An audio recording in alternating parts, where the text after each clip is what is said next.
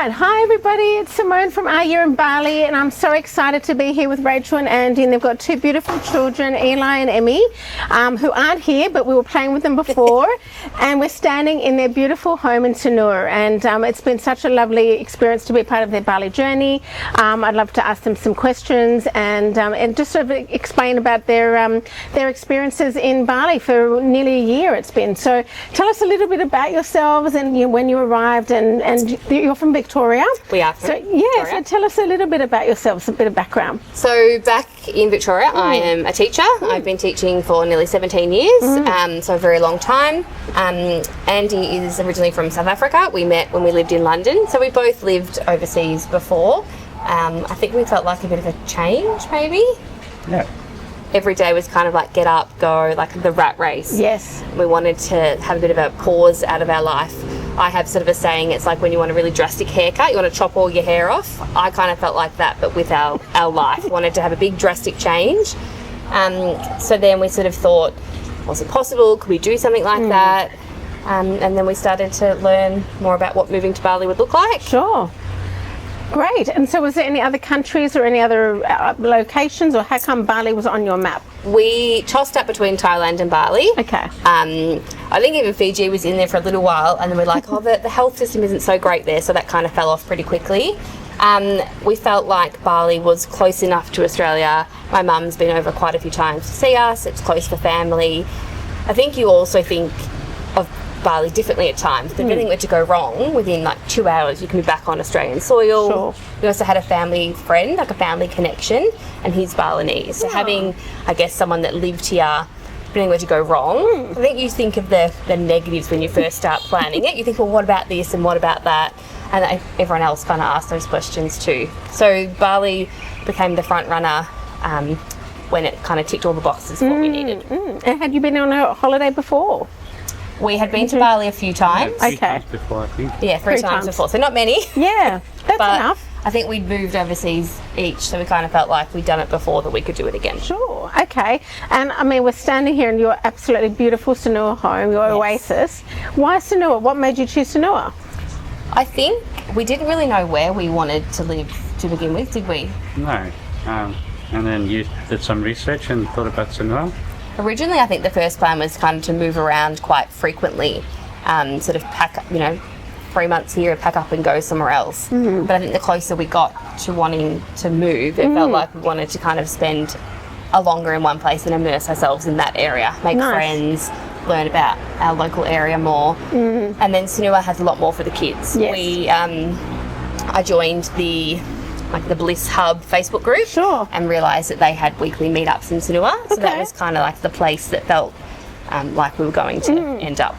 And so were you looking at schooling for Emmy or for Eli, or just not necessary? Not necessarily. Obviously being a teacher, I was fine with the homeschooling part of it, so I don't think schooling was ever part of our expectation of coming here. However, a few months in, we realised that Emmy actually missed those friendships, and Bali's really transient. I don't think I realised that before we moved here. I think you hear everyone's moving to Bali, but everyone's kind of here for such a short time as well. So we would go to the Bliss meetups, but sometimes it wasn't someone Emmy's age, or she makes a friend and they leave again. So we started to think that maybe school was something she needed, not socially, not academically, but socially she needed something extra. So we had a look around, and nothing kind of jumped out at us. It felt too much like school. Yes. We didn't want to move to Bali and send her away 5 days a week. And then we found the perfect homeschooling for her. So she goes 3 days a week, so it's part-time. Perfect. We can rearrange the days around if we want to travel or anything else happens. And the lady who runs the school there is just amazing. So it's been the perfect fit. Oh, that's so lovely. And so, Andy, what have you found the best part about living in Bali? Have you had to work while you're here, or have you had more family time? What have you enjoyed the most? Yeah, no, just more family time. We were in a fortunate position that we didn't have to work. So, just making memories with the family and spending lots of time together. It's been really good. That's really special. That's so nice. And so what does family time look like to you? What would that be in Bali? Is it a little bit different than back in Victoria? Yeah, well, when I used to work in Victoria, I would get up at 4:30 and leave before the kids wake up. So now every morning I get to see them in the morning, make breakfast for them, and And then, we go about our day doing different things, going to the beach, going for walks, or have different activities to do. So, and just being able to go and see different parts of Bali and make memories with the kids and the family. Yeah, so you definitely are exploring Bali. I've seen beautiful temple photos, your rice field adventures. And we have a few more trips coming up in the next few weeks. Oh, wow. So what's planned? This weekend we're off to East Bali to do some snorkeling. Emmy got a snorkeling set for her birthday and she's so excited to try snorkeling. I think if we started when we first got here, she was a bit scared maybe, whereas now she's really excited to snorkel. Nice. And we've been teaching Eli in the pool with a little snorkel. So East Bali, and then at the end of the month we're off to Lombongan, Gili Air and Lombok. Wow, well done. Good mix. Yeah. Making the most of it before you go. I think Bali time is really slow. Like when you're here, time feels really slow. Like sometimes a day can just feel, oh my gosh, it's only 12 o'clock. A day can feel so long. And I think unless you physically plan something, you kind of realise it's been a month or it's been 2 months. So time went really slow in the beginning, but the closer we kind of get to going home, it feels like it's speeding up a little bit. Yes. So we've got our big list of things we want to do. Yeah. So we're trying to tick some of those off. Well done, absolutely. And how have the kids settled in? How have they adjusted? Was there a few little teething problems, challenges in the beginning? What did you find? The first villa we had, we took based on price because it fit within our budget. It was sort of a townhouse. There was not a lot of space compared to what we have now. We didn't have a yard at all. We didn't even have air conditioning or hot water, we found out. So it wasn't a great place, I suppose. And I think we realised that Eli needs space. He needs outdoor time. He needs a place to put all of his toys. So I think until we kind of got here, Eli probably struggled a little bit, would you say, with sort of the change of moving to Bali. That's big, yeah. Emmy adapted pretty well. We had a bit of an incident with a rat also that kind of threw her a little bit. But I think once we hit here and having the space, and that we were sort of more relaxed because we felt comfortable. Yes. So I think they also get their moods from us. If we're happy, they're happy. If we're a bit, then they feel like that. But I think they love Bali. Yeah. Sometimes Emmy will sort of say, why don't we just stay? Or, no, but I want to go home. But if we don't like it, we can just leave again. Aww. So they've been really happy. That's so nice. They've made some great friends. Yeah. Big memories for everybody. Amazing. Really nice. Yeah. And just a little bit about the support that Aya and Bali has given you, because it's just so exciting to be part of your journey and then document it as well on the website, and keep in touch and catch up when I can. So how have you found that? Just out of your interest. How we found Simone? I found you guys by listening to a podcast, and I thought, that'd be a great idea because it can be quite overwhelming trying to think about everything you need to organise when you're moving here. And having your service and the different packages that you have, having it summarised and easy to follow, made it a lot easier to plan, especially because Rachel plans mostly everything. I gave a little bit of input by giving her that link. So Oh, well, you started it all. Well done. And then we had the discovery call with you, and it was, you were able to answer all of our questions. So we knew we were going to purchase the package, and then that was like the best thing we ever did. I think it was like that. It was the mental checklist or the mental load done for you. Yes. Like the packing list. Like, we wouldn't have thought, I don't think, to bring jackets or those sorts of things that you just kind of, you forget that it rains in Bali, I suppose. Yes, so the checklist was so useful. And also we've loved that if we have a question, we can just ask you. Like, we don't feel like it's a one and done transaction. Yeah. We paid for the package. And that's the end of it. Bye, enjoy Bali. You've always been there at the end of the phone with a message. So we've really appreciated that too. Yeah, absolutely. That's so nice. Thank you for sharing. What have you found also with the Hindu culture? I think was a lovely one to talk about.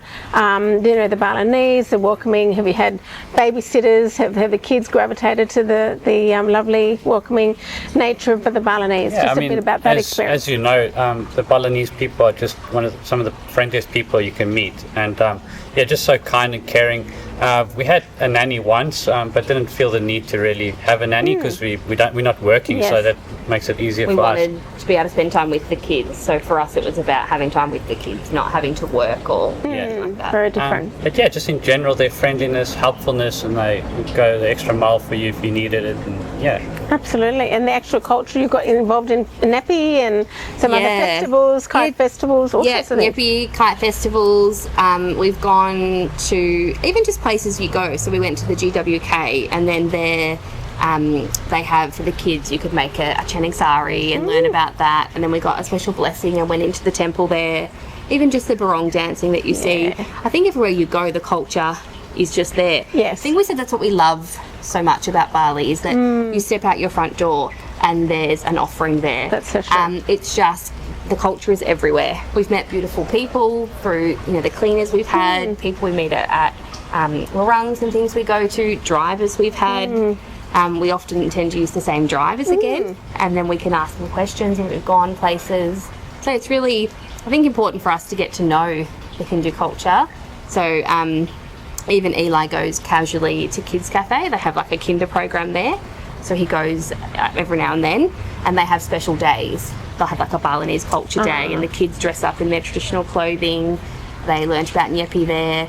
So it's good. I want the kids to learn about that culture. Absolutely. And we've enjoyed learning about it as well, because it's so different to our own experience back And a home. little bit of language, picked up a little bit? I was doing Duolingo for a very long time. well done. So I think out of all of us, I probably speak I just the get most. my Google Translate out and just do it that I way. think technology makes it very much easier. easy. Yeah, everyone speaks English. You've got apps and everything like Well, that's that. the harder thing to practice, because everyone does speak English, so you want to practice it and they just respond back to you in English. no. I think it's the most useful in the cabs, I suppose, because they don't always have good That's English, true. so that's a good time to good. practice Yeah. it. But yeah, the Hindu people are just so beautiful that it makes it more special. Even like today with the floods, and you watch all the people like pouring in to want to help them, because it's just, they give so much to us. That's so nice. Yeah, absolutely. And so I'm just thinking now that you've mentioned that you don't have to work, which is a beautiful gift that you've given yourselves, to not have to have that time off, especially in Bali. But what is like the cost of living? How have you felt that? I know there's like good parts and bad parts, and there's reality checks we all need to know about. We need a budget and things like that. So how would you describe cost of living? I definitely think the rental prices gave us a shock. Absolutely. Didn't expect to pay equivalent to Australian prices for rent. Yes. But in terms of food and other things, I think that's quite affordable still compared to Australia. Sure. But yeah, definitely the rent. In Sanur, there's that mix. There's beautiful warangs on the beach and places where it's $2 or $3 for a meal. There are other places that you go and it's $15 for a meal. So I think that whatever your budget is, you can make it work. You just have to stick to your budget. I think also have a budget in mind, but then maybe have like a buffer to know where you can go up to, because you also, I think we sort of got a few months in and things were a little bit more expensive at times. We thought, we've got one chance at this. We don't want to sort of have not done something because of money. Sure. So we sort of found a way to make sacrifices in other areas. Yeah, but I that's great. think it does feel, I think it was a shock. Everyone Of course. who moves to thinks, Bali's so cheap. And it is in some ways. Absolutely. But things like electricity, a rent, they can sting you a little bit. So I think just be prepared. Don't not come. Yes. But just be prepared that you're not going to pay cheap prices for everything. Yeah, that's fair. And as you said, travel, you've been doing a lot of travel. Would you say travel's quite affordable in Bali? So you can explore and see things at a shoestring budget if you want to, or go to luxury resorts? Definitely. So we're going away this weekend, and you can just reach out to, through WhatsApp and just find a place you want to stay, have a chat with them, find out the price. We have rented a car a few times. We're renting a car again for this trip. We find sometimes when you're going further away, that's the more affordable way, because if you're having a driver for multiple days, that does add up. So I think if you want to sort of travel, maybe if you feel comfortable, hiring a car is the better way, because I think that's about $30 a day to hire a car compared to a driver. But then for day trips and things, a driver is the best way, because you can ask for questions. They've got little secret places to take you to. So you can, once again, even with going away, you can do it as cheap or as expensive as you need to make it. That's the best part about Bali, I think, is that there's something for everyone's budget. Yes, absolutely. And final words, I would say, is there any sort of parting tips for other families that, have got children under the age of 10, I suppose, like you guys? Any tips? What would you suggest? If I had a job, because it's weird, but I miss working. So yeah, if I had a job and I could do that, like, Remote work? probably, yeah. Yeah, we've learnt a lot about ourselves in this year. It's been the best thing we could have done. Yeah, and like we said, in terms of families with young kids, I think Sanur as an area is really good, because there's so many things for young kids to do. So very accessible, and beaches at your doorstep. Yeah. And indoor play centres if it's raining, and lots of different options. Yeah. Quite central to everything. Definitely. I think that everyone, if you have the chance, I think that everybody should live in a different country and take that leap. You learn so much about yourself, about your family, what works, what doesn't work. I think we will never ever regret the sacrifices or the time that we took, the jobs we gave up to come here. It's been the best thing we've ever done. And you have sacrificed, so well done on just taking that leap of faith and giving it a go, and making a beautiful experience this whole year in Sanur. And it's been an honour to be part of your journey. Hi. And here comes Eli. Yay. Hi, mister. How are you? What's your best thing about Bali? What do you love the most? Riding your bike? Do you ride it along the beach sometimes? Do you like riding it at home or on the beach? On the beach because it has a path. You like the beach path to ride your bike along? It's a really good path. What else do you like about Bali? I just like that path. Okay. Hi, Emmy. What else do you like about Bali? What do you like about Bali, Em? The house. You love our house? Yeah. Nasi goreng. Oh, the food too. Love the food, Yeah, definitely. the food. Oh, the fountains come on, yes. Well, thank you. Thanks for joining me, you. guys. It's Thank been a you. lovely chat. Thanks for welcoming me in your beautiful home, and have a great adventure for another 6-8 weeks. I think about 2 months, maybe 10 weeks, I don't 10 know. weeks, I think 10 we're trying weeks. not to count because Sorry, there's a little bit of I won't even- sadness there. Yeah, of course. But yeah, thank you for everything you've done to help us. You have an amazing business, and you. everyone should use your services. We Aw, think thank you you are so the best thing. Definitely. Thank Thanks, you. guys. Thank you. Thanks for watching. Thank you. Thanks. Aww.